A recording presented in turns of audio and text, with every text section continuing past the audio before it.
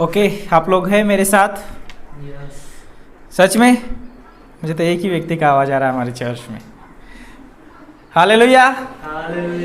Okay, धन्यवाद। आप सब लोगों का आवाज़ सुन के बहुत अच्छा लगा। और जो भी हमारे साथ जूम मीटिंग पे है, आप सभी लोगों का मैं आवाज़ सुन सकता हूँ। धन्यवाद आप लोगों का भी।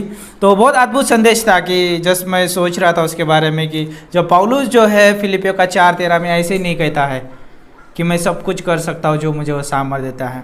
तो परमेश्वर जो है पुराने नियम में भी लोगों को सामर्थ्य देता था और नए नियम में भी देखते हैं परमेश्वर हमें सामर्थ्य देता है। तो जैसे यशायाह की किताब उसका 40 अध्याय अगर पढ़ेंगे 29 से लेकर 31 पंक्ति में वो बोलता है कि वह थके हुओं को बल देता है और शक्तिहीन को बहुत सामर्थ्य देता है। और तरुण तो थकते हैं और श्रमित हो जाते हैं और जवान ठोकर खाकर गिरते हैं, परंतु जो यहोवा की बाट जोते हैं वे नया बल प्राप्त करते जाएंगे। वे उकाबों की नहीं दौड़ेंगे, वे उड़ेंगे, वे दौड़ेंगे और श्रमित न होंगे, चलेंगे और थकित ना होंगे। कितना अद्भुत है! परमेश्वर जो है सामर्थ्य देने वाला परमेश्वर है, चाहे वो पुराने नियम के विश्वासी हो चाहे नए नियम के विश्वासी हो, तो सभी को परमेश्वर सामर्थ्य देने वाला। अद्भुत था कि उसके प्रेम में सामर्थ्य है, उसके अनुग्रह में सामर्थ्य है, उसके वचन में सामर्थ्य है। उसके वचन में सामर्थ्य है इसलिए जीवन परिवर्तित होते हैं, उसके सुसमाचार में सामर्थ्य है इसलिए जीवन परिवर्तित होते हैं। कितना अद्भुत है!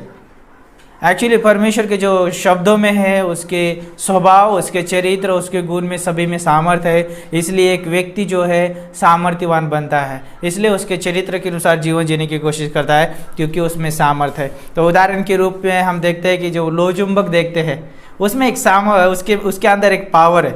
आप लोहे के पास लेके जाएंगे तो वो खींच लेगा, वो है ना। यदि छोटे छोटे लोहे के आप नीचे टुकड़े डाल सकते हैं और उसमें लोहचुंबक डाल दो तो वो सब कुछ खींच लेगा क्योंकि उसमें अंदर पावर है। उसी रीति से जो परमेश्वर का प्रेम, अनुग्रह, वचन जो है उसमें सामर्थ्य है, इसलिए वो एक दूसरे के साथ जोड़ के रखते हैं। कितना अद्भुत है! जब जोड़ के रखते हैं तभी एक परमेश्वर का परिवार बनता है। तो आज का जो मेरा विषय रहेगा इस संदेश का, तो घर जो है परमेश्वर बनाता है। क्या है? घर जो है परमेश्वर बनाता है। तो मेरे साथ परमेश्वर का वचन पढ़ने के लिए निकाल सकते हैं सबोपदेशक की किताब उसका 4 अध्याय और इसकी 12 पंक्ति। सबोपदेशक की किताब उसका 4 अध्याय और 12 पंक्ति कहती है, यदि कोई अकेले पर प्रबल हो तो हो, परंतु 2 उसका सामना कर सकेंगे। जो डोरी 3 धागे से बटी हो वो जल्दी नहीं टूटती। कितना अद्भुत है! और भजन संहिता 127 का 1 बोलता है, यदि घर को यहोवा न बनाए तो उसके बनाने वाले का परिश्रम व्यर्थ होगा। और नीति वचन का 9 और 1 पंक्ति में बोलता है, बुद्धि ने अपना घर बनाया और उसके 7 खंभे गड़े हुए हैं। तो आइए इस वचन के लिए, इस संदेश के लिए हम प्रार्थना करें। प्रभु यीशु मसीह, हम फिर से एक बार आपके सम्मुख आते हैं। गॉड, आपका वचन है, आपके लोग हैं प्रभु, आपका दास है परमेश्वर, आपका समय है, आपकी आराधना सभा है, आपकी भक्ति है परमेश्वर। प्रभु, हम चाहते हैं कि आप अगुवाई करो प्रभु, आप पवित्र आत्मा के द्वारा हमारे हृदयों के साथ बात करो प्रभु। इन सारी चीज़ों के ऊपर आपका अभिषेक बरहात हो परमेश्वर। और प्रभु यीशु, मेरे शब्द नहीं लेकिन आपके शब्द हो प्रभु, आपके विचार हो और रेली परमेश्वर हो, जीवन परिवर्तित करने वाले शब्द हो प्रभु। धन्यवाद करते परमेश्वर। प्रभु, हम जानते हैं कि हम कुछ नहीं बना सकते परमेश्वर, मनुष्य होने के नाते हम सब बिगाड़ सकते हैं परमेश्वर। वो परफेक्ट जमता है प्रभु मनुष्य को कि बिगाड़ना, लेकिन आप जानते प्रभु कैसे सुधारना है, कैसे बनाना है प्रभु। वो सारी चीज़ें आपके हाथों में सौंपते हैं। अगुवाई करना यीशु मसीह के नाम से मांगते हैं, आमीन। तो जैसे हमने यहाँ पर कुछ पंक्तियाँ पढ़ी कि जैसे सबोपदेशक का 4:12 में पढ़ा कि वहाँ पर बोलता है कि जो 3 धागे से जो बटी हुई जो डोरी है वो क्या हो, जल्दी नहीं टूटती है। तो यहाँ पर जब है जो कि एक संबंध के बारे में जब दर्शाता है, एक संबंध किस रीति से होना चाहिए और उस संबंध में कौन शामिल है। एक परिवार के बीच में कौन होना चाहिए? यीशु मसीह होना चाहिए। पति पत्नी का रिश्ता हो, उसके बीच में यीशु मसीह होना चाहिए। हो सकता है माता पिता और बच्चों का रिश्ता हो, उसमें यीशु मसीह होना चाहिए। चाहे वो दोस्तों का रिश्ता हो, उसमें यीशु मसीह होना चाहिए। चाहे कौन सा भी रिश्ता क्यों ना हो, उसमें यीशु मसीह होना चाहिए। जब यीशु मसीह है, वहाँ पर क्या है? वहाँ पर एकता है, वहाँ पर क्या है? अच्छा रिजल्ट है। हम वहाँ पर देखते हैं कि जब भजन संहिता 127 का 1 पढ़ा, वहाँ पर बोलता है कि यदि यहोवा घर को ना बनाए तो बनाने वाले का क्या है? परिश्रम व्यर्थ है। आज हम संसार में देखते हैं कि बहुत सारे लोग हैं, उदाहरण के लिए संसारिक घर के पीछे बहुत सारा समय बिताते हैं वो, और बहुत अच्छी अच्छी चीज़ें निवेश करते हैं उसमें, क्योंकि उनको उसमें रहना है, उनको अच्छी अच्छी चीज़ें रखना है ताकि वो उसकी क्या है? शोभा और उसका जो सुंदरता दिखाई दे। लेकिन यहाँ पर जब मैं सोच रहा था, यहाँ पर आत्मिक घर के बारे में बात हो रही है, आत्मिक घर और परिवार के बारे में बात हो रही है। परिवार है ना, एक परिवार को यदि बनाना है तो मनुष्य बना नहीं सकता है, क्योंकि उसके पास कोई सामर्थ्य नहीं है, उसके पास कोई योग्यता नहीं है, उसके पास कोई अच्छा ही नहीं है कि वो परिवार को बनाए। क्यों? क्योंकि उसके पास पापी स्वभाव है, पुराना पापी स्वभाव है। यस, भले वो विश्वासी है, उसके पास नया स्वभाव है, लेकिन क्या उसका क्या वो यदि उसमें परमेश्वर ना हो, उसमें यदि परमेश्वर की अगुवाई ना हो, तो उसका बनाने का जो कार्य क्या है? व्यर्थ है। और जब हम नीति वचन का 9 का 1 पढ़ते, वहाँ पर बोलता है बुद्धि ने अपना घर बनाया और उसके सातों खंभे गड़े हुए हैं। यहाँ पर हम देखते हैं कि 2 प्रकार के जो है घर है। एक जो है बुद्धिमान का घर है और एक मूर्खता का घर है, और दोनों ने घर बनाया, और वो है दोनों निमंत्रण देते हैं। क्या करते हैं? दोनों एक दूसरे क्या करते हैं? लोगों को आमंत्रित करते हैं। दोनों क्या बोलते हैं कि आ जाओ और इस परिवार में, इस घर में रहो। तो यहाँ पर जो घर बनाने का मतलब ये है कि परिवार बनाना। और हम जानते हैं बुद्धि जो है, बाइबल के अनुसार हम जानते हैं कि यीशु मसीह है। यीशु मसीह जो है बुद्धि है, और उसने क्या बनाया? घर बनाया। यीशु मसीह वो बुद्धि है जिसने अपने बलिदान के द्वारा एक परिवार बनाया है, वो है कलीसिया। और हम जानते हैं ये कलीसिया जो एक परिवार होने के नाते हम जानते हैं कि सारी चीज़ें क्या है? उसमें आत्मिकता से भरी हुए, वचन से भरी हुए, और वो उसमें है परमेश्वर की सामर्थ है। और वो जो घर है बहुत सुंदर है, उसका घर जो है बहुत सुंदर है। क्यों पता है? उसके लिए, उस घर के लिए यीशु मसीह ने खुद जान दी है। यीशु मसीह ने खुद अपने हाथों से उस परिवार को बनाया है। लेकिन यहाँ पर हमारे पास और भी एक परिवार है, और हम जानते हैं कि उस परिवार में हम सभी रहते हैं। अपने माता पिता रहते हैं, हो सकता है पति पत्नी रहते, बच्चे रहते, सारे लोग रहते हैं, परिवार के एक लोग रहते हैं। लेकिन क्या उनको यदि मुझे एकता में रखना है, उन्हें बनाए रखना है, तो क्या करना पड़ेगा? आज हम जानते हैं कि बाइबल में मत्ती की किताब उसका 7 अध्याय और 24 से लेके 27 पंक्ति पढ़ते हैं। वहाँ पर जो है 2 व्यक्ति है, और 2 व्यक्तियों ने घर बनाया है। और हम जानते हैं कि बुद्धिमान जो व्यक्ति है उसने चट्टान के ऊपर घर बनाया है। 24 पंक्ति को यदि पढ़ेंगे आप, और जब आप 26 पंक्ति को पढ़ेंगे, वहाँ पर जो है मूर्ख व्यक्ति ने घर बनाया है। और जो बुद्धिमान व्यक्ति जो है उसने जो है चट्टान के ऊपर घर बनाया है, और जो मूर्ख व्यक्ति जो है उसने बालू के ऊपर घर बनाया है। और दोनों के ऊपर उस दोनों के ऊपर क्या लगी? तूफान आया और उसके ऊपर ठोकरें लगी, और वहाँ पे क्या हो गया? चाहे बुद्धि ने घर बनाया है, उसके ऊपर भी क्या हो गई? ठोकर लग गई है। और जो मूर्ख ने बनाया है, उसके ऊपर भी ठोकर लग गई है। लेकिन कौन सा घर पर गिर गया? जो मूर्ख व्यक्ति ने बनाया था। तो यहाँ पर जैसे मैं सोच रहा था इस अध्याय से, जैसे कि यीशु मसीह का जो घर है, चाहे उसके ऊपर कितने तूफान आए, कितने ठोकरे लगे, वो गिरने वाला नहीं है, क्योंकि उसकी नींव जो है यीशु मसीह है। और जो यीशु मसीह के ऊपर जो परिवार बनता है वो बहुत मजबूत बनता है। वो चाहे कितने भी उसके अंदर तूफान आए, कितनी सारी समस्या आए, बहुत सारे मिसअंडरस्टैंडिंग हो सकती है, फिर भी वो जो घर है मजबूत रहेगा। क्यों? क्योंकि उसका मुखिया जो है यीशु मसीह है, उस परिवार को चलाने वाला जो है यीशु मसीह है। और हम यहाँ पर जानते हैं कि जो मूर्ख के बारे में, उसको जो अगुवाई करने वाला है संसार है, उसको संसार की चीज़ों से वो भरा हुआ है। और हम जानते हैं संसार का जो राजा जो है शैतान है। और उस संसार का राजा शैतान होने के नाते वो हमेशा उसके पास निराशा के शब्द है, हमेशा एक दूसरे को कब नीचा दिखाने के शब्द है, उसको हमेशा जो है एक दूसरे को है ठोकर लगने वाले शब्द है। उसके पास कोई प्रोत्साहन के शब्द नहीं है, कोई उसके पास सुंदरता नहीं है, कोई उसके पास एकता नहीं है, कोई उसके पास अनुग्रह प्रेम की भाषा नहीं है। लेकिन और वहाँ पर हम उस परिवार के बारे में देखेंगे, वो भी आमंत्रित करता है, सभी लोगों को आमंत्रित करता है। शैतान भी सभी लोगों को आमंत्रित इसलिए करता है ताकि उनको नाश करे, ताकि उनको परमेश्वर की महिमा से वंचित रखे, ताकि परमेश्वर की महिमा करने से उनको दूर रखे, इसलिए वो भी लोगों को निमंत्रित करता है। लेकिन यहाँ पर परमेश्वर भी लोगों को बुलाता है वो अपने घर में रहने के लिए। और आज हम जानते हैं, जो भी हम सुसमाचार बांटते हैं, जो भी व्यक्ति विश्वास करता है वो परमेश्वर के घर में प्रवेश करता है, और वो जो है बुद्धि से बनाया हुआ घर है, उसमें शांति है, उसमें आनंद है, वो सारी चीज़ें हैं।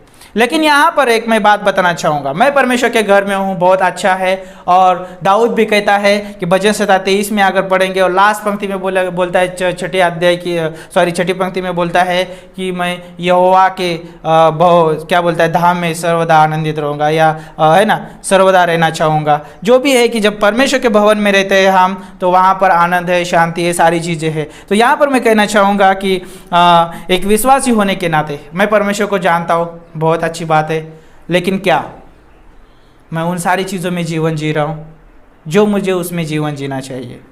तो कुछ चीज़ें हैं जो मैं बताना चाहूँगा यहाँ पर।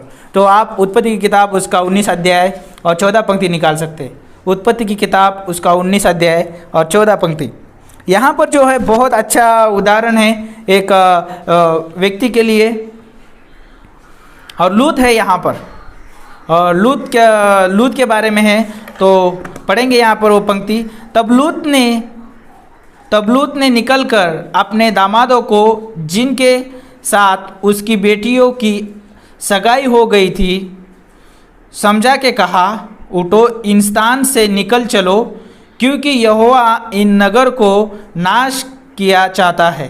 पर वह अपने दामादों की दृष्टि में ठट्टा करनेहार सा जान पड़ा। तो कि यहाँ पर जब हम देखते हैं, लूत बोलता है अपने जो दामाद जिसकी उसके बेटियों की जिनके साथ सगाई हो गई थी, और उनको बोलता है कि ओके, अब क्या हो गया है, परमेश्वर ये सदोम और गमोरा को क्या करने वाला है, विनाश करने वाला है, क्योंकि अभी इसमें बहुत सारी दुष्टता भरी हुई है।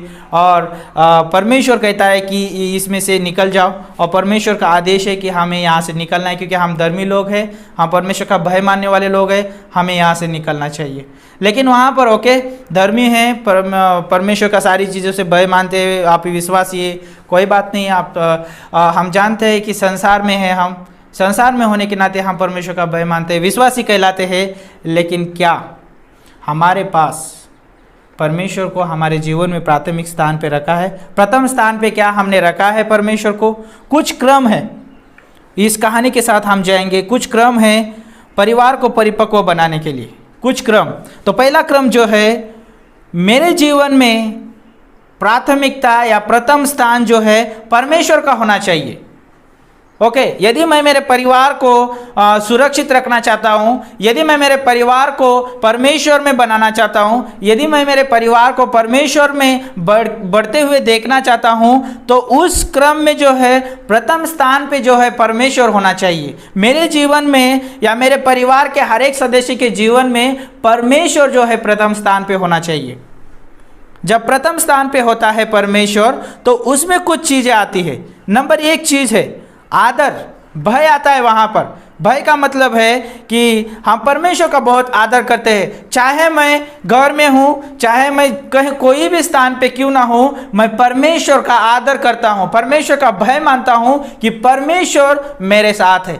ऑफकोर्स जब लूत जो है सदम और अमोरा में कोई बात नहीं है, लेकिन उसको जो है वहाँ पे परमेश्वर का भय मानना चाहिए था। यदि वो परमेश्वर का भय मानता, परमेश्वर का अगर आदर करता हो, तो वहाँ पर सदम और अमोरा में वो न रहता, क्योंकि पता है वहाँ पे उसको कि वहाँ पे बहुत सारी दुष्टता भरी हुई है, और लोग जो है गलत रिश्तों में बढ़ रहे, गलत संगति में, गलत संबंधों में बढ़ रहे। उसको यदि परमेश्वर का भय मानता हो, तो उसके पास वो परख आती, क्योंकि उसके जीवन में जो प्रथम स्थान पे यीशु मसीह वो परमेश्वर रहता।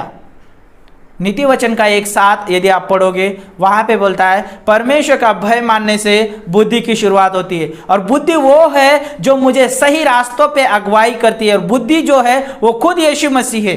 यीशु मसीह मुझे कहीं गलत संगति में अगुवाई नहीं करेगा। यीशु मसीह जो है मुझे गलत संबंधों में कभी बढ़ने नहीं देगा। यीशु मसीह जो है मुझे गलत रिश्तों में कभी बढ़ने नहीं देगा, क्योंकि वो बुद्धि से भरा हुआ है, और बुद्धि मुझे कभी गलत रास्तों में मुझे अगुवाई नहीं करेगी। यदि मेरे जीवन में प्रथम स्थान पे यीशु मसीह है, तो वो यीशु मसीह मुझे सही रास्तों पे अगुवाई करेगा, सही मार्गों में अगुवाई करेगा।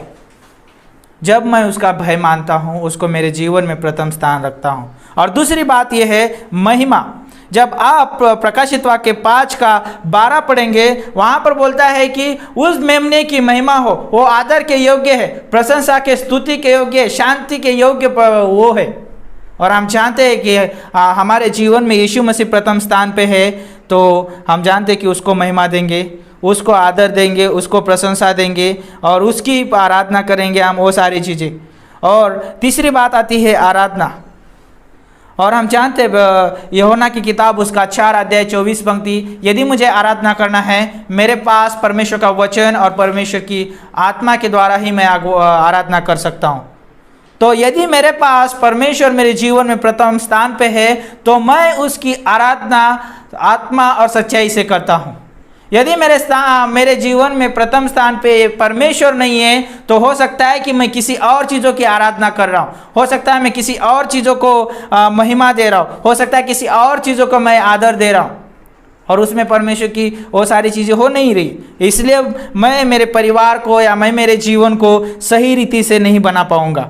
और चौथा जो चीज़ जो है स्थान, हर एक हिस्से में उसकी महिमा होनी चाहिए, हर एक हिस्सों में वो विराजमान होना चाहिए। और हम जानते हैं यदि मेरे जीवन में प्राथमिकता है या प्रथम स्थान है, उस जीवन में क्या है, परमेश्वर को मेरे जीवन में प्रथम स्थान है। मेरे जीवन में परमेश्वर को प्रथम स्थान है, तो मैं मेरे जीवन को भी अच्छी तरह से चला सकता हूँ और मेरे परिवार को भी मैं अगुवाई कर सकता हूँ। लूत जो है उसके जीवन में प्राथमिकता दिखाई नहीं देती है, परमेश्वर के लिए कोई प्राथमिकता दिखाई नहीं देती है, परमेश्वर के लिए कोई आदर की बात नहीं दिखा दी थी, उसके जीवन से कोई परमेश्वर की महिमा नहीं हो रही, उसके जीवन से कोई परमेश्वर की आराधना नहीं हो रही। ऑफकोर्स उसके लिए एक व्यक्ति प्रार्थना कर रहा है। यदि आप 19 अध्याय के ऊपर की पंक्ति आप पढ़ेंगे, तो वहाँ पर जो है अब्राहम जो है परमेश्वर का भय मानने वाला व्यक्ति है। अब्राहम जो है परमेश्वर का आदर करने वाला है, उसके जीवन के द्वारा परमेश्वर की महिमा हो रही है, परमेश्वर की आराधना, और उसके जीवन में जो है प्रथम स्थान पे परमेश्वर है। और परमेश्वर बोलता है ओके, अब्राहम मेरा दोस्त है, मैं सदोम और गमोरा को विनाश करने से पहले मैं उसको बांटना चाहूँगा। और वो रहस्य परमेश्वर को बांटता है। और अब्राहम जो है वहाँ पर है, उसके लूत के लिए 6 बार प्रार्थना करता है वहाँ पर। और हम जानते हैं परमेश्वर वहाँ पर उनको बचाता है, परमेश्वर निकालता है। लेकिन हम देखते हैं कि लूत के जीवन में कोई प्रथम स्थान नहीं था, फिर भी परमेश्वर ने उसको वहाँ से निकाला। लेकिन आप 26 पंक्ति में पढ़ेंगे, उसको बोला था परमेश्वर ने कि जब उसको मैं विनाश करूँगा, कोई पीछे की तरफ नहीं देखेगा, यदि वो देखेगा तो वो विनाश हो जाएगा, वहाँ पर उसको भी वो भी मर जाएगा। और हम देखते हैं कि उसके पत्नी के जीवन में प्राथमिकता नहीं थी। यदि मैं मेरे परिवार को बचाना चाहता हूँ, मेरे जीवन में परमेश्वर स्थान पे होना चाहिए, ना कि वो सारी चीज़ें। लूत की पत्नी के जीवन में परमेश्वर प्रथम स्थान पे नहीं था, उसके जीवन में परमेश्वर के लिए आदर कोई ना था, परमेश्वर की आज्ञा मानना कुछ, वो सारी चीज़ कुछ नहीं थी। उसने वो सदोम और अमोरा की तरफ पीछे की ओर देखा, और वो जो स्त्री है नमक का खंभा बन गई। और हम देखते हैं कि आगे चल के लूत ने भी अब्राहम के पास जाना नहीं चाहा, उसके पास जाना नहीं चाहा, अपने लोगों के पास जाना नहीं चाहा उसने। और वो उसने अपनी बेटियों को लेके पहाड़ पे वो उधर रहने लगा। और हम जानते उसकी बेटियों ने उसके साथ गलत संबंध रखा और उसके द्वारा पुत्र को जन्मा। कोई प्राथमिकता नहीं है। यदि वहाँ पे प्राथमिकता होती, परमेश्वर का आदर होता, वहाँ पे परमेश्वर की महिमा होती, परमेश्वर की आराधना और परमेश्वर का स्थान रहता, और उनके जीवन से कहीं पर भी दिखाई नहीं देता है। यदि मैं घर बनाना चाहता हूँ, तो उसमें मुझे परमेश्वर की अगुवाई चाहिए। यदि परमेश्वर की उसमें अगुवाई नहीं है, तो मेरा घर बनाना व्यर्थ है, मेरा परिवार मुझे बनाना व्यर्थ है। मैं उस परिवार को नहीं बना सकता हूँ। लूत अपने परिवार को सही रीति से बना नहीं पाया क्योंकि उसमें उसने परमेश्वर को प्राथमिक स्थान पे नहीं रखा। दूसरा पॉइंट ये है, भक्ति का जीवन होना चाहिए। क्या होना चाहिए? पहला पॉइंट है मेरे जीवन में प्राथमिकता होना है, प्राथमिकता यानी परमेश्वर होना चाहिए मेरे प्राथमिकता में। और दूसरी बात कि मेरा जीवन भक्ति का जीवन होना चाहिए, और उस भक्ति के जीवन में व्यक्तिगत संबंध होना चाहिए परमेश्वर के साथ।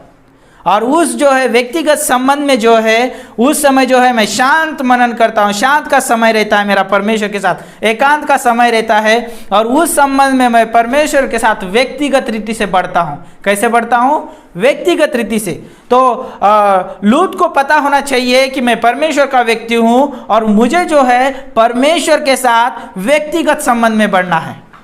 और जब मैं परमेश्वर के साथ व्यक्तिगत संबंध में बढ़ूंगा, उसकी एकता में बढ़ूंगा, उसके एकांत के समय में बढ़ूंगा, तब मैं मेरे दामादों को भी सिखाऊंगा, मेरे बेटियों को भी सिखाऊंगा, मेरी पत्नी को सिखाऊंगा, तब मेरे बातों का वो आदर करेंगे, तब मेरे बातों को वो मान लेंगे, तब वो मेरी आज्ञा का भी पालन करेंगे।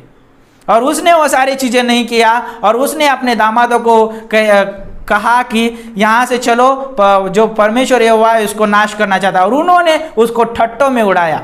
सोचिए, यदि मेरा जीवन में जो परमेश्वर प्रथम स्थान में नहीं है, मेरा जीवन भक्ति का जीवन नहीं है, तो कोई मेरा उदाहरण फॉलो नहीं करेगा। मेरे परिवार के सदस्य क्यों ना हो, मेरे भाई बहन क्यों ना हो, मेरी पत्नी हो, चाहे मेरे कोई भी क्यों ना हो, यदि मैं उनको कुछ बातें बताऊँ वो नहीं मानेंगे। क्यों? क्योंकि मेरा जीवन उस रीति से नहीं है। यदि मैं मेरे परिवार को बनाना चाहता हूँ, अच्छा देखना चाहता हूँ, उसमें सुंदरता देखना चाहता हूँ, मुझे ये सारी चीज़ें करना पड़ेगा। परमेश्वर को प्रथम स्थान पे रखना पड़ेगा और भक्ति का मुझे जीवन जीना पड़ेगा। और उसमें आएगा, दूसरा पॉइंट आएगा उसमें कि वचन के साथ मुझे समय बिताना पड़ेगा। यदि मैं वचन के साथ समय बिताऊंगा, वो वचन जो है मुझे एकता में रखेगा, वो वचन मेरे रिश्ते में, मेरे परिवार में मजबूती लेके आएगा, सारी चीज़ों में वो मजबूती लेके आएगा। तो यदि मैं वचन के साथ समय बिताता हूँ तो 3 चीज़ें होती है उसमें। नंबर 1, वचन को मैं पढ़ता हूँ। दूसरी चीज़, मैं उसे सुनता हूँ।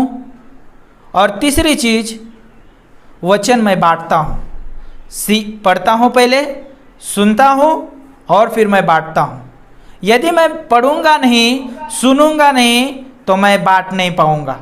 लूत परमेश्वर के साथ समय नहीं बिता रहा है, परमेश्वर के वचन का उसके पास कोई भरपूरता ही नहीं दिखा रही है, तो कैसे वचन को पढ़ेगा, कैसे सुनेगा परमेश्वर की आवाज़? परमेश्वर की आवाज़ नहीं सुनेगा तो लोगों के साथ क्या बांटेगा वो?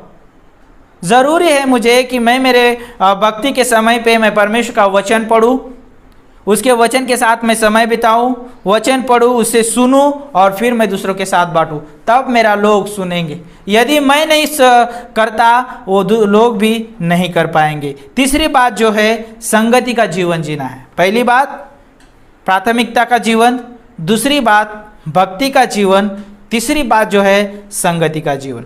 मुझे जो पहले जो है परमेश्वर के साथ संगति करना है, क्योंकि पता है उस संगति में है पिता, पुत्र, पवित्र आत्मा, त्रिएक परमेश्वर शामिल होते, और मैं उनके साथ जो है प्रति सुबह प्रतिदिन मैं समय उनके साथ मैं क्या करता हूँ, संगति करता हूँ। वो तीनों व्यक्ति जो है परमेश्वर शामिल है, उनके साथ मैं संगति करता हूँ। फिर जो दूसरी बात जो आती है, मैं मेरे परिवार के साथ संगति करता हूँ। और तीसरी बात ये है, मैं मेरे मसीह भाई बहनों के साथ संगति करता हूँ।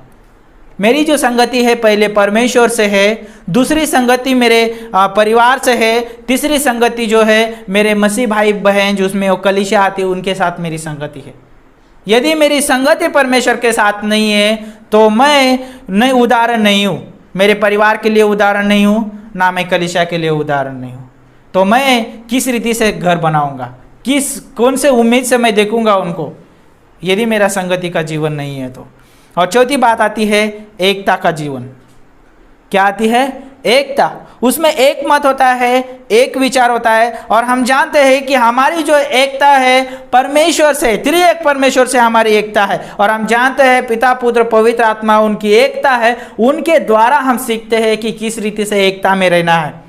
और हम जानते हैं जब मैं परमेश्वर के साथ में एकता में हूँ तो मैं अपने परिवार के साथ में एकता में हूँ, और तब मेरे परिवार में एकता आती है। एक दूसरे का हम आदर करते हैं, एक दूसरे के साथ समय बिताते हैं, एक दूसरे का साथ हम भक्ति का जीवन बिताते हैं। ये सारी चीज़ें आती है यदि मैं परमेश्वर के साथ एकता रखता हूँ तो। उसी रीति से मैं चर्च के साथ भी एकता रखता हूँ यदि मेरा जो एकता का रिश्ता परमेश्वर के साथ है तो ये सारी चीज़ें हैं। तो पांचवी बात आप बोल सकते हैं वचन का जीवन होना चाहिए। कौन सा जीवन होना चाहिए? वचन का। यदि मैं मेरे परिवार को बनाना चाहता हूँ, मेरे परिवार को यदि अच्छा देखना चाहता हूँ, मेरा जीवन वचन का जीवन होना चाहिए। वचन क्या करता है? भजन संहिता 119 का 11 में बोलता है, मैंने तेरे वचन को अपने हृदय में रख छोड़ा है ताकि मैं तेरे विरोध में पाप ना करूँ। वचन जो है मुझे याद दिलाता है, वचन मुझे सिखाता है परमेश्वर पवित्र परमेश्वर है। परमेश्वर जो है जलन रखने वाला परमेश्वर है। परमेश्वर जो है अनुग्रहकारी परमेश्वर है। परमेश्वर जो है बहुत अद्भुत परमेश्वर है। और यदि मैं वचन का जीवन जीता हूँ तो मैं पाप नहीं करूँगा। पाप का मतलब, पाप को मैं परिभाषित इस रीति से करूँगा कि परमेश्वर के स्वभाव के खिलाफ या उसके पवित्रता के खिलाफ जो भी मैं सोचता हूं या कार्य करता हूं वो पाप है।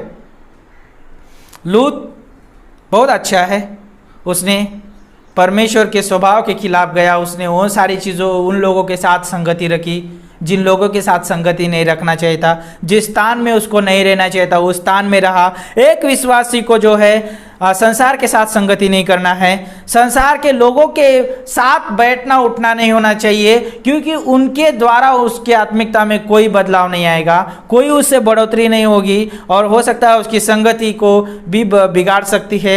लेकिन लूत को पता होना चाहिए था कि मैं उनसे कुछ नहीं सीख पाऊंगा, और वहाँ पे बहुत सारा पाप है, परमेश्वर के खिलाफ जा रहे लोग, परमेश्वर के खिलाफ सारा कार्य कर रहे, उसको वो सारी चीज़ें परखना चाहिए था। यदि मैं वचन का जीवन जीता हूँ तो मुझे जो है वचन जो है पाप के विरोध में मुझे क्या करता है, पाप के बारे में मुझे संवेदनशील करता है। मुझे वो याद दिलाता है कि ये पाप है, तुझे नहीं करना है। परमेश्वर पवित्र है, उसका स्वभाव जो है बहुत पवित्र है, और उसके खिलाफ तो कुछ नहीं कर सकता है। मुझे वचन जो है मार्गदर्शन करेगा, वचन मुझे क्या करेगा, उसमें जीवन जीने के लिए मदद करेगा। यहोशू की किताब उसका 1 अध्याय और 8 पंक्ति बोलता है, रात दिन मनन करने से, परमेश्वर के वचन के ऊपर ध्यान देने से क्या होते है, सफलता आती है। लूत ने देखा सदोम और अमोरा बहुत अच्छी जगह है और मुझे क्या करना चाहिए, उस क्षेत्र में जाके रहना चाहिए। उसने चुना और उस क्षेत्र में जाके रहा उसने, और वहाँ पे देखते उसको कोई सफलता नहीं। उसकी पत्नी चली गई, उसकी बेटियों ने गलत निर्णय लिया, उसने भी गलत निर्णय लिया, और हम देखते हैं वहाँ पे उसके पास कोई सफलता नहीं है। सफलता का मतलब वो होता है कि वो व्यक्ति के पास विजय है, उस व्यक्ति के पास उस सारी चीज़ों के ऊपर उसने क्या किया है, विजय प्राप्त किया है, और वो आशीषित व्यक्ति है, उसको बोलते हैं हम सफल। कोई ऊंचे पद पे या ऊंचे स्थान पे उसने चाहा कि मैं उधर रहूँगा तो मेरा धन दौलत बढ़ सकता है, वो मेरे भेड़ बकरियाँ जो भी जानवर है अच्छा खा के हंस फूस रह सकते हैं, मैं भी अच्छा व्यक्ति बन सकता हूँ वहाँ पे। वो सारी चीज़ें उसने सुविधा देखी, चुना वहाँ पर, लेकिन हम देखते हैं वहाँ पर कोई उसको भलाई नहीं मिली लूत को। लेकिन परमेश्वर का वचन बोलता है यदि आप उसके ऊपर रात दिन मनन करते हैं, ध्यान करते हैं, तो क्या आती है, सफलता आती है। लूत को परमेश्वर के वायदों के ऊपर, परमेश्वर के वचन और योजना के ऊपर रात दिन मनन करना चाहिए था, उसके बारे में सोचना चाहिए था, परमेश्वर के बारे में सोचना चाहिए था। अब्राहम जो है वो परमेश्वर के बारे में सोचने वाला व्यक्ति है, परमेश्वर के वायदों के ऊपर विश्वास करने वाला है, उसके वायदों के ऊपर रात दिन मनन करने वाला व्यक्ति है, उसके जीवन में वो सफलता है। अब्राहम जो है वो जो है सारे जातियों का वो पिता बना, विश्वास का पिता कहलाया गया। ऐसे ही साधारण विश्वास का पिता नहीं कहलाया गया, क्योंकि उसने वो जीवन जिया। और हम देखते हैं कि लूत के पास वो कोई जीवन नहीं है। अब्राहम परमेश्वर का मित्र बना, लूत परमेश्वर का मित्र नहीं बन पाया। इब्रानियों का 4:12 ये पंक्ति पढ़ते, बहुत अद्भुत पंक्ति, मेरे साथ आप निकाल सकते। इब्रानियों का 4:12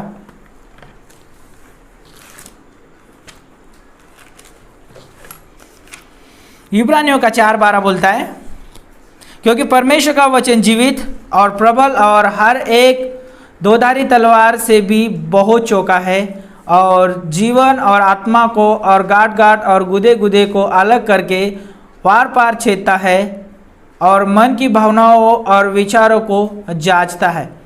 और सृष्टि की कोई वस्तु उससे छिपी नहीं है, वरन जिससे हमें काम है उसकी आंखों के सामने सब वस्तुएं खुली और बेपर्दा है।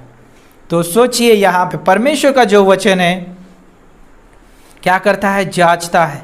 परमेश्वर का वचन दोधारी तलवार के समान है। परमेश्वर का जो वचन जो है, जब मुझे छांटता है, मुझे अंदर से जब साफ करता है, परमेश्वर का वचन अनुग्रह को, सच्चाई को लेके जाता है और अनुग्रह को बाहर लेके आता है। कितना अद्भुत है! सच्चाई के द्वारा वो काटता है परमेश्वर का वचन और अनुग्रह के द्वारा उस जख्म को भर देता है। और जब मेरे पास परमेश्वर का वचन है, मेरा जीवन परमेश्वर के वचन के अनुसार जीवन है मेरा, तो मेरे पास सच्चाई और अनुग्रह। सच्चाई मुझे जो है बताती है कि ये जो स्थान तेरे लिए ठीक नहीं है। ये जो है, यदि तू तेरे परिवार को बनाना चाहता है, तेरे परिवार में सुंदरता और अच्छाई देखना चाहता है, तो ये सच्चाई है, तुझे ये क्या करना पड़ेगा? फॉलो करना पड़ेगा। और परमेश्वर बोलता है, ओके ये सच्चाई है, तुझे अपनाना पड़ेगा, लेकिन मैं तुझे अनुग्रह दूंगा। और हम जानते हैं अनुग्रह जो है, जो जिसके लायक मैं नहीं था वो मुझे मिला, है ना। तो परमेश्वर मुझे है वो सारी लायकात देता है। तो इब्रानियों का 4:12 के अनुसार जो है परमेश्वर क्या करता है? हमारे जीवन को जांचता है और वो साफ सफाई करता है। क्यों करता है? ताकि उसमें सुंदरता आए। तब मेरा जो जीवन जो है परमेश्वर का एक भवन बनता है, परमेश्वर के परिवार का एक क्या बोलता है, एक अच्छा सदस्य मैं बनता हूँ। मैं कलीसिया में हो सकता हूँ, मुझे क्या करना है? परमेश्वर के वचन के अनुसार मुझे साफ़ सफाई करना है। मैं मेरे परिवार में हूँ तो भी मुझे परमेश्वर के वचन के अनुसार साफ़ सफाई करना है, तो मैं वहाँ पर भी आशीष का कारण बनता हूँ मेरे परिवार के लिए, और कलीसिया के लिए भी मैं आशीष का कारण बनता हूँ। परमेश्वर वही चाहता है। यदि मैं वहाँ पे भी आशीष का कारण ना बनूँ और इधर के कलीसिया के लिए भी आशीष का कारण ना बनूँ, तो दूसरा व्यक्ति है जो मुझे आमंत्रित करने वाला है। जैसे हमने शुरुआत में कहा कि शैतान जो है संसार में है, उसका परिवार, उसका भी परिवार है, वो भी मुझे उसमें आमंत्रित कर सकता है और वो मुझे निराशा से, परेशानी से, तकलीफ से भर देता है, ताकि मैं मेरे परिवार के लिए भी आशीष का कारण नहीं बनूंगा और कलीसिया के लिए भी आशीष का कारण नहीं बनूंगा। और आप देखते हैं भजन संहिता 119 का 105 बोलता है, तेरा वचन मेरे पाँव के लिए दीपक और मेरे मार्ग के लिए क्या है? उजियाला है। वचन जो है मुझे क्या करता है? मार्गदर्शन करता है। वचन जो है मेरे हर एक मार्ग में मेरी अगुवाई करता है। क्यों अगुवाई करता है? क्योंकि मैं उसके वचन के अनुसार जीऊँ। क्योंकि हम जानते हैं रोमियो की किताब उसका 10 और 17 में बोलता है विश्वास कैसे आता है? मसीह का वचन सुनने से आता है। और जैसे हम फिलिपियों का 4:13 भी हमने पढ़ा कि लास्ट संदेश में हमने सुना कि सामर्थ हमें मिलती है परमेश्वर के वचन से। यदि मैं परमेश्वर के वचन का जीवन जीता हूँ तो मैं एक मेरे अच्छे परिवार को मैं अच्छे तरीके से बनते हुए देख पाता हूँ। छठी बात है प्रार्थना का जीवन। भजन संहिता 139 का 1 से लेकर 6 में हम पहले प्रार्थना हमारे लिए करते हैं, फिर हम परिवार के लिए करते हैं, फिर हम दूसरों के लिए और अन्य लोगों के लिए प्रार्थना करते हैं। मेरा जो जीवन है प्रार्थना का जीवन होना चाहिए। अब्राहम का जीवन प्रार्थना का जीवन था, मध्यस्थता का जीवन था। यीशु मसीह का जीवन प्रार्थना का, मध्यस्थता का जीवन था। और हम जानते हैं कि हम भी एक दूसरे के लिए प्रार्थना करते हैं। हमारा जीवन प्रार्थना का जीवन होना चाहिए। मेरी प्रार्थना जो है मेरे जीवन को अच्छा बना सकते हैं। मेरी प्रार्थना मेरे परिवार के हर एक सदस्य को अच्छा जीवन बनाने के लिए मदद कर सकते हैं। दूसरों के लिए भी वो एक क्या बनती है? सामर्थ्यवान बन जाती है मेरी प्रार्थना। 7 पॉइंट है, धन्यवाद का जीवन जीना चाहिए। कौन सा जीवन जीना चाहिए? धन्यवाद का जीवन। परमेश्वर के प्रति धन्यवादित रहना चाहिए। परिवार के हर एक व्यक्ति के साथ धन्यवादित जीवन रहना चाहिए। हर एक रिश्तेदारों के साथ हमें क्या करना चाहिए? धन्यवादित होना चाहिए, चाहे पड़ोसी हो, चाहे दोस्त हो, चाहे अन्य कोई लोग हो। और 8वां पॉइंट है, प्रेम और क्षमा का जीवन जीना चाहिए। कौन सा जीवन जीना चाहिए? प्रेम और क्षमा का जीवन। यदि मैं मेरे परिवार को अच्छा देखना चाहता हूँ, यदि मैं मेरे परिवार को बनाना चाहता हूँ, मेरे पास प्रेम होना चाहिए। कौन सा प्रेम? परमेश्वर का आगापे प्रेम होना चाहिए, वो बिना शर्त वाला प्रेम होना चाहिए। मेरे परिवार के लोग मेरे साथ अच्छा व्यवहार करे या ना करे, या अच्छी बातें कहे या ना करे, कोई फर्क नहीं पड़ता, लेकिन जो परमेश्वर का प्रेम जो है मुझे विवेश करेगा उनके साथ अच्छा संबंध रखने के लिए। और जब हम क्षमा के बारे में बात करते हैं, क्षमा हमें इस रीति से करना है कि उस व्यक्ति ने मेरे विरुद्ध में कुछ किया ही नहीं, इस रीति से हमें क्षमा करना है, तब हमारा रिश्ता, हमारा परिवार क्या है, अच्छा बन सकता है। कुछ पॉइंट है मैं अंत में बता के मैं यहाँ पे बंद करना चाहूँगा, तो आप लिखना चाहे तो लिख सकते हैं। एक मसीह परिवार को कैसे होना चाहिए, एक मसीह परिवार को कैसे होना चाहिए। पहला पॉइंट, एक दूसरे को स्वीकार करना और प्रेम करना चाहिए। एक दूसरे को हर स्थिति में, हर परिस्थिति में हम क्या करना चाहिए, एक दूसरे को स्वीकार करना चाहिए और प्रेम करना चाहिए। आप रोमियो का 14:1 पढ़ सकते हैं और रोमियो का 15:7 भी पढ़ सकते हैं। पहला यूहन्ना 4:7 भी पढ़ सकते हैं उसके लिए। दूसरी बात, एक दूसरे के लिए प्रार्थना करना। क्या करना चाहिए हमें? एक दूसरे के लिए प्रार्थना करना चाहिए। परमेश्वर के परिवार, मसीह का परिवार होने के नाते हम क्या करना चाहिए, एक दूसरे के लिए प्रार्थना करना चाहिए। तीसरी बात, एक दूसरे के प्रति सत्य बोलना चाहिए, उसमें झूठ नहीं होना चाहिए। क्या होना चाहिए? एक दूसरे के प्रति सत्य होना चाहिए। तो इसके लिए वचन इफिसियों की किताब 4:25, कोलोसियों का 3:9 और पहला पत्रस 3:10 लिख सकते हैं। चौथा पॉइंट है, एक दूसरे के प्रति दयालु। एक दूसरे के प्रति दयालुता दिखाना बहुत ज़रूरी है। हमें एक दूसरे को दया देना बहुत ज़रूरी है। कोलोसियों का 3:12 पंक्ति लिख सकते हैं, पहला थिस्सलुनीयों 5:15। और पांचवा पॉइंट है, एक दूसरे के लिए हमें आनंद का कारण बनना है। एक दूसरे के लिए आनंद का कारण बनना है। नीति वचन 15:30, नीति वचन 17:22। और छठा पॉइंट है, एक दूसरे की सेवा करना चाहिए। कौन सा भी रिश्ता हो, माता पिता का हो, पति पत्नी का हो, बच्चों का, सारे जो रिश्तों में हमें एक दूसरे की सेवा करना चाहिए। उसके लिए प्रेरितों का काम 20:35, याकूब की किताब 1 अध्याय 27 पंक्ति। 7 पॉइंट है, एक दूसरे के प्रति धीरजवंत बने रहो। क्या होना चाहिए? एक दूसरे के प्रति धीरजवंत बने रहना है। 1 कुरिन्थियों 12:12 से लेकर 25 पंक्ति, इफिसियों का 4:2। 8वां पॉइंट है, एक दूसरे को सराहना देना और क्षमा करना। एक दूसरे को क्या करना है? हमें सराहना देना है और क्षमा भी करना है। और 9 पॉइंट है, एक दूसरे का आदर करना। क्या करना है? एक दूसरे का आदर करना।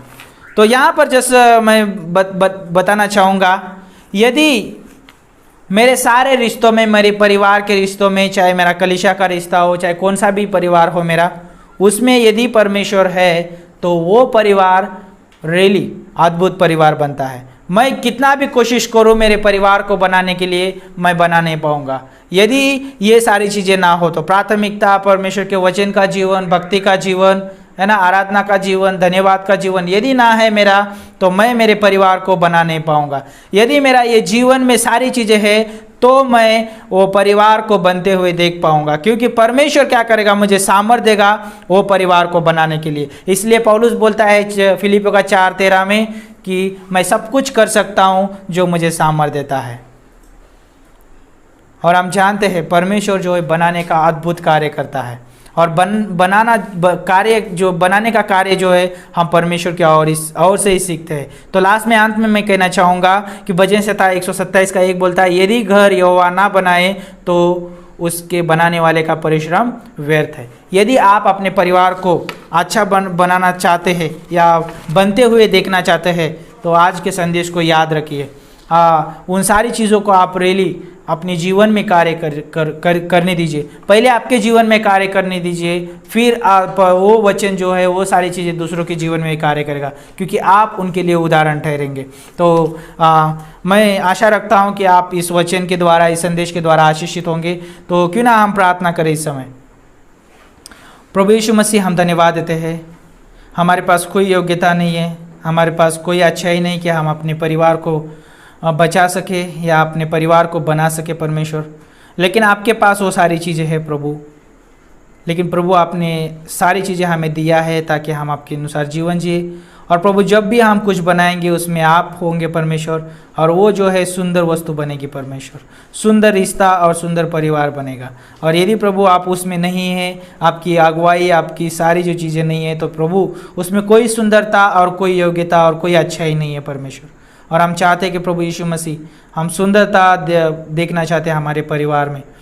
रेली प्रभु हमें सहायता करना, मदद करना, आप बनाना परमेश्वर। धन्यवाद करते हैं, यीशु मसीह के नाम से मांगते हैं, आमीन।